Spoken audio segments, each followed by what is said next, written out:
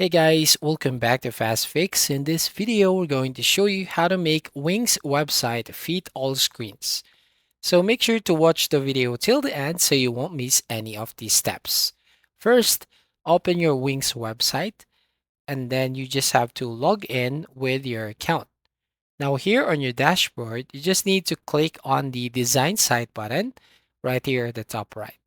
And basically, once you click on Design Site, then you will now go to Wings Website Editor. And from here, as you can see on screen, you just have to hover your mouse at the left side of your screen, and you just have to click on the plus icon, which is the Add Elements button. So click on this one, and then once you click on this one, select Strip right from here, and then select this Classic, and you can choose either of the two right here. I'm going to select this white and drag and drop to the website.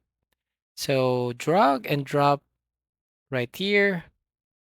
All right. Once done here, click on the change strip background right there, and then click on settings, and then make sure to set the opacity and color to 0%. And then here, once done, go to the layout right here, and then click on this add column. So once you click on add column, as you can see here, the strip is now divided into two. Now drag all the elements in your site to the inside of the broken lines that will appear when you click on strips.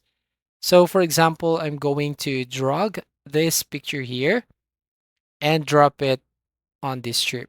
As you can see, okay, once done, you can also add another element from here and drag to the second strip.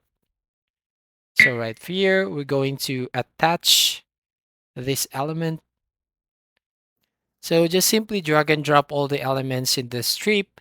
You can just add multiple strips right here and add all the elements if you want. So once done here, you just have to click now on the save button right there at the top right. So click on save and continue if you want to use the free Wings domain. And then if you want to check if it's done, so let's click on the icon right here at the top, minimize icon here. So click on this one to make it smaller. All right.